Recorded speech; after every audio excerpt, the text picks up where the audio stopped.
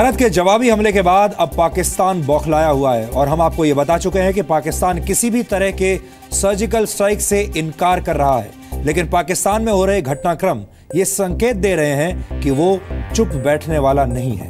भारत को आने वाले वक्त में पाकिस्तान से और ज्यादा सावधान रहना होगा, क्योंकि पाकिस्तान के पास परमाणु हथियार हैं, लेकिन उसके पास ऐसे आतंकवादियों की फौज भी है जिनकी पहुंच इन खतरनाक हथियारों तक है। कुल मिलाकर आतंकवाद का शौकीन पाकिस्तान पिछले सिर्फ 10 दिनों में ही बहुत सारे झटके झेल चुका है। उरी हमले के बाद भारत ने पाकिस्तान पर बहुत दबाव बनाया है। भारत ने सर्जिकल स्ट्राइक करके पाकिस्तान को सबसे करारा जवाब दिया है। आने वाले दिनों में भारत अरब सागर में एक बड़ी नेवल एक्सरसाइज करने वाला है। ये एक्सरसाइज पाकिस्तान की कोस्ट लाइन के पास होगी। ये इसलिए भी महत्वपूर्ण है क्योंकि अरब सागर समुद्र में व्यापार से जुड़ा हुआ पाकिस्तान का मुख्य रास्ता है। इस एक्सरसाइज में भारत के 36 वॉरशिप्स और सबमरीन्स हिस्सा लेंगे, यानी अपना शक्ति प्रदर्शन करके पाकिस्तान को कड़ा संदेश देने की कोशिश की जाएगी।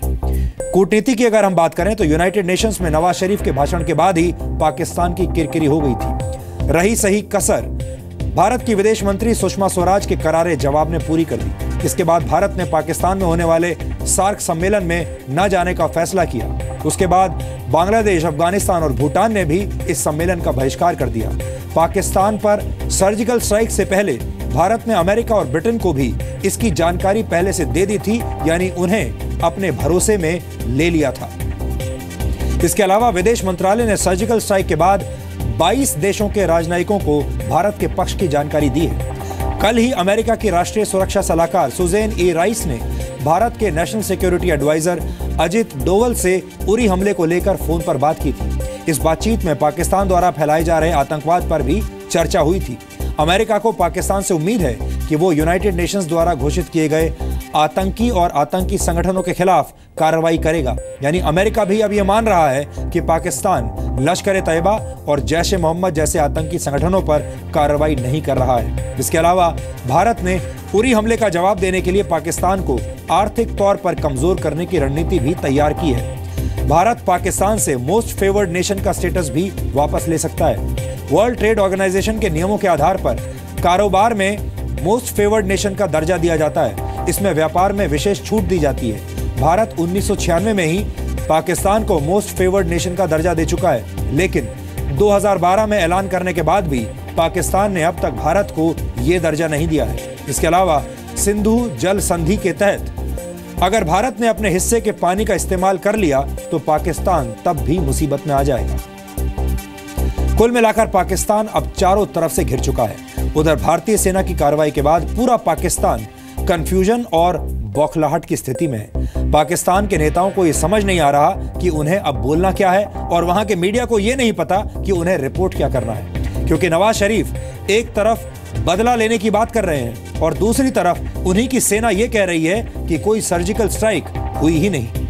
इस समय नवाज शरीफ और पाकिस्तान की सेना बहुत दबाव में है और इस दबाव में ये दोनों कोई भी गलत कदम उठा सकते हैं। इसलिए हमने आपके लिए पाकिस्तान के चैनलों की मदद से एक वीडियो विश्लेषण तैयार किया है, जिसे देखकर आपको पाकिस्तान की मानसिक हालत का सही अंदाजा आज हो जाएगा।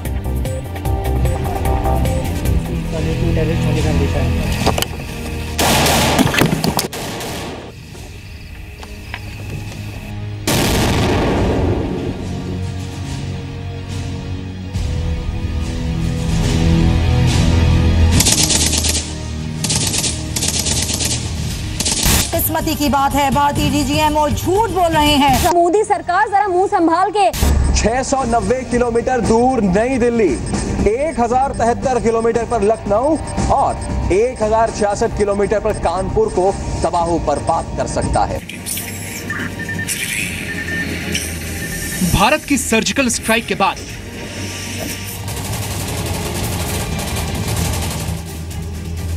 पाकिस्तान कंफ्यूज हो गया है।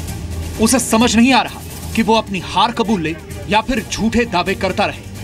पाकिस्तान के सियासतदान कह रहे हैं कि भारत ने कोई सर्जिकल स्ट्राइक नहीं की, सिर्फ सीमा पर रूटीन फायरिंग हुई है जिसमें उसके 2 सैनिक मारे गए हैं। स्मॉल वेपन फायर हुआ 5 सेक्टर्स में, जिसमें लीपा भी था, भिम्बर भी था और 3 और लोकेशंस के ऊपर लाइन ऑफ कंट्रोल पे उन्होंने फायरिंग की, जिसके नतीजे में हमारे 2 फौजी शहीद हुए हैं और 9 फौजी जो हैं वो ज़ख्मी हुए हैं। पाकिस्तान कोई म्यांमार नहीं है बल्कि जदीद तरीन मिसाइल सिस्टम से लैस। जबकि पाकिस्तान का मीडिया पूरे दिन इस कंफ्यूजन में उलझा रहा कि वो भारत के दावे पर यकीन करके युद्ध वाली रिपोर्टिंग शुरू कर दे। गौरी 2 750 किलोग्राम तक का जौहरी बम, या फिर अपनी सरकार का साथ देते हुए इसे मानने से ही इनकार कर दे। पाकिस्तान कोई म्यांमार नहीं है बल्कि जदीद तरीन मिसाइल सिस्टम से लैस दुनिया की 7वीं एटमी ताकत है। दुश्मन का मुंह तोड़ने के लिए पाक अफवाज के पास कौन कौन से अहम मिसाइल मौजूद हैं, ये बताएंगे साथी एंकर फैसल करीम। पाकिस्तान के मिसाइल प्रोग्राम्स को 3 हिस्सों में ब्रेक किया जा सकता है। Battlefield ballistic missile, short range ballistic missiles और मीडियम रेंज बैलिस्टिक मिसाइल्स। सबसे पहले बात करते हैं बैटलफील्ड बैलिस्टिक मिसाइल्स की, जिसमें नसर और हतफ-1 शामिल हैं। इन मिसाइल्स की रेंज 60 से 100 किलोमीटर तक है और नसर की तो खास बात यह है कि यह एक मल्टी ट्यूब बैलिस्टिक मिसाइल है। अब जरा बात आगे बढ़ाते हैं। गजनवी, अब्दाली, शाहीन और गौरी, इन नामों से कौन वाकिफ नहीं। ये मिसाइल्स पाकिस्तान के short range ballistic missile systems का हिस्सा है और 200 से 1500 किलोमीटर तक मार करते हैं। 2011 में अमेरिका ने पाकिस्तान में घुसकर ओसामा बिन लादेन को मार डाला था।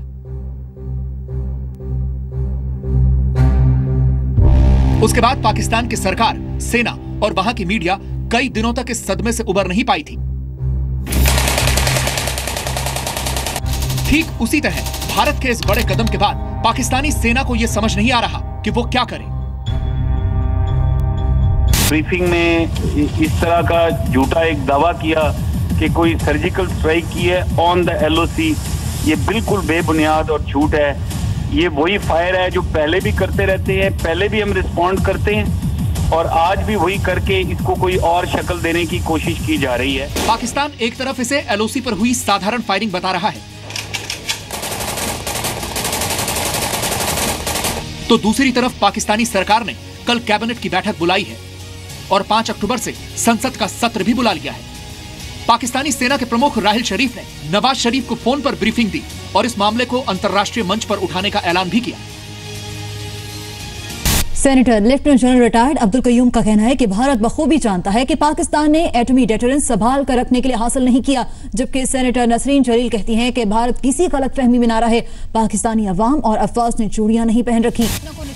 सवाल यह है कि अगर पाकिस्तान के दावे को सही मान लिया जाए तो फिर इतनी हड़बड़ाहट, घबराहट और आपात स्थिति जैसे हालात पैदा करने की क्या जरूरत है। Cease fire violation, surgical strike हमें बड़ी अच्छी तरह पता है और अगर सर्जिकल स्ट्राइक जो कभी करेंगे तो उनको मैचिंग रिस्पांस भी हमें जो देना है वो भी इनको पता है। ये टोटल सीज फायर वॉयलेशन है, ये अक्सर होती रहती है।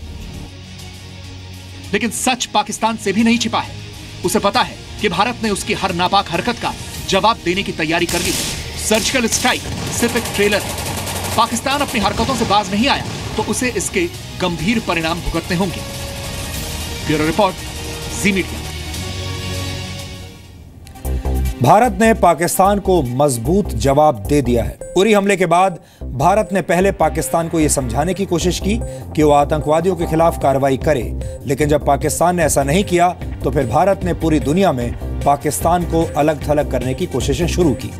भारत को इसमें काफी सफलता भी मिली, लेकिन कहा जाता है कि जिन्हें गोली की भाषा समझ आती है उन पर बातचीत का ज्यादा असर नहीं होता और पाकिस्तान की इसी बुरी आदत को ध्यान में रखते हुए सर्जिकल स्ट्राइक का फैसला किया गया, क्योंकि पाकिस्तान को यही भाषा समझ में आती है। अब यहां यह समझ लेना बहुत जरूरी है कि भारत के इस कदम के बाद दोनों देशों के बीच क्या क्या हो सकता है, क्योंकि अभी तक आपने सर्जिकल स्ट्राइक्स के बारे में तो सुन लिया, लेकिन इसके बाद क्या हो सकता है यह शायद आपको किसी ने नहीं बताया होगा। इसलिए आज हम आपको यह कहना चाहते हैं कि अगले 24 घंटे, 48 घंटे, अगला हफ्ता और अगला महीना बहुत महत्वपूर्ण होंगे। भारत अगले 36 घंटे तक पाकिस्तान की हरकतों पर करीबी नजर रखेगा क्योंकि हो सकता है कि पाकिस्तान भारतीय सेना को किसी तरह का नुकसान पहुंचाने की कोशिश करे। हालांकि एक जिम्मेदार देश होने के नाते भारत कभी युद्ध नहीं करना चाहता, लेकिन पाकिस्तान एक गैर जिम्मेदार देश है और वहां पर सेना और आतंकवादी मिलकर काम करते हैं। मंगलवार को अमेरिका के रक्षा मंत्री ने भी अपने एक बयान में कहा था कि पाकिस्तान एक अनस्टेबल न्यूक्लियर स्टेट है, जबकि भारत एक जिम्मेदार न्यूक्लियर स्टेट है। पाकिस्तान के रक्षा मंत्री ख्वाजा मोहम्मद आसिफ ने भी हाल ही में धमकी दी थी और कहा था कि पाकिस्तान भारत पर न्यूक्लियर अटैक कर सकता है। पाकिस्तान ने कई मौकों पर यह साफ किया है कि वो भारत को सैन्य कार्रवाई से रोकने के लिए भारत पर परमाणु हमला कर सकता है। पाकिस्तान एक आत्मघाती देश है जिसके पास मरने और मारने के अलावा कोई दूसरा काम नहीं है, जबकि भारत की न्यूक्लियर डॉक्ट्रिन कहती है कि भारत कभी किसी देश पर पहले परमाणु हमला नहीं करेगा।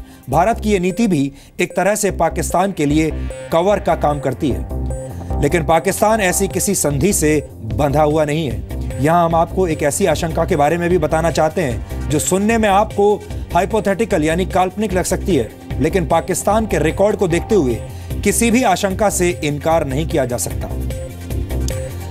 अब आप कल्पना करके देखिए, इस आशंका के मुताबिक पाकिस्तान जानबूझकर अपने न्यूक्लियर ठिकानों पर हमले करवा सकता है, जिसके बाद पाकिस्तान यह साबित करने की कोशिश करेगा कि नॉन स्टेट एक्टर्स यानी आतंकवादियों ने उसके न्यूक्लियर हथियार चुरा लिए हैं। फिर पाकिस्तान के ही इशारे पर यह आतंकवादी पीओके जैसी जगह से भारत पर परमाणु हमला कर सकते हैं, चाहे छोटा ही सही।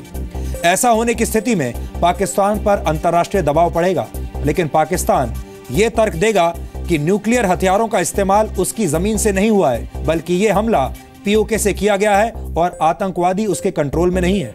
पाकिस्तान पूरी दुनिया के सामने पीओके को एक आजाद देश कहता है। ऐसा कहकर वो अपनी जमीन से भारत पर परमाणु हमला करने के आरोपों से बचने की कोशिश करेगा।